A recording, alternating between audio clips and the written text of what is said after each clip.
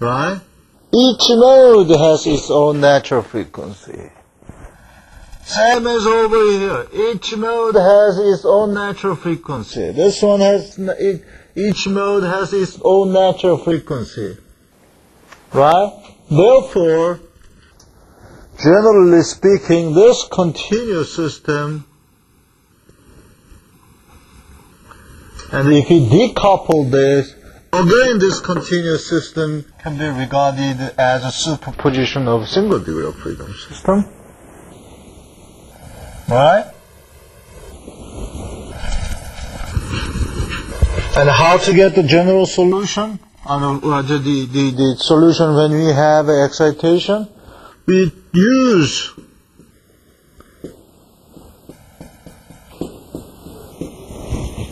the displacement can be expressed as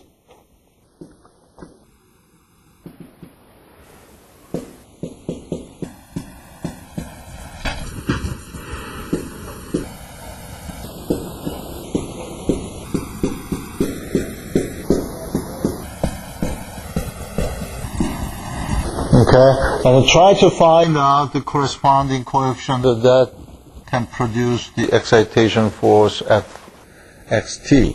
That's it. Right?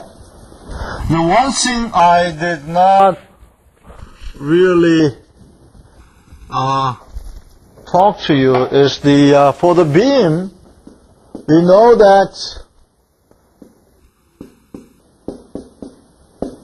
there is a relation between the curvature and the moment and the Young's modulus and the moment of cross-sectional area, like this. And also, we often use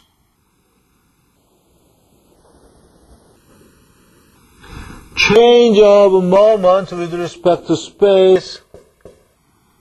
It's minus v or plus v. Okay, let's look at infinitesimal element of beam. There is an infinitesimal element, there is a dx, and force acting on this surface which is facing to the negative side of x. And I denote this is Vx, shear force acting on negative side, downward. That is negative side of the coordinate I'm using. Come on, you guys remember what that was taught in famous solid mechanics, right? In solid mechanics, it's very critical to consistently use the sign convention you defined. This is x and this is y. And this is the positive direction, okay? And this surface is facing to the minus x. Therefore, we denote this is Vx. And also we have dV. And the sign convention of moment is because it produces positive curvature, right? Okay, m dm. Okay, if I take a moment over here, that is Vx dx, and the net moment would be dm dv. Okay, so that is, so V dx has to be same as dm dx dx. If I neglect rotational inertia, okay, because I am taking a moment over here, if I neglect rotational moment of inertia, that will be x0, therefore dm dx has to be minus v, okay? So, if we don't have any force over here, that means I have shear force is 0. Therefore, I can say dm dx is 0. Therefore, if I express boundary condition using displacement, I can say d cube w dx cube is 0 over here. Okay? And over here, displacement is 0, and the slope is 0. Okay? And if I have a simply supported beam, then I have displacement 0, and shear force is not 0. Right? If there is a reaction force, therefore there is a shear force. But the moment is 0.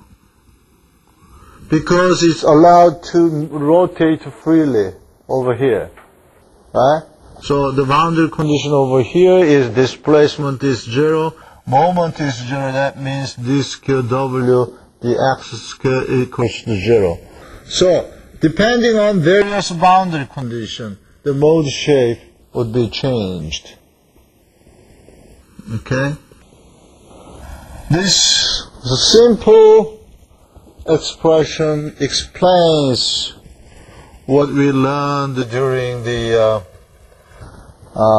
last 16 weeks. Isn't it easy? Okay, that is basic concept. What I suggest to you is having this basic concept as the load map. Suppose you are asked to travel from Daejeon to, for example, Los Angeles. You need load map. This is your load map. This guides you how to go Los Angeles. Okay? But load map only guides you how to get there.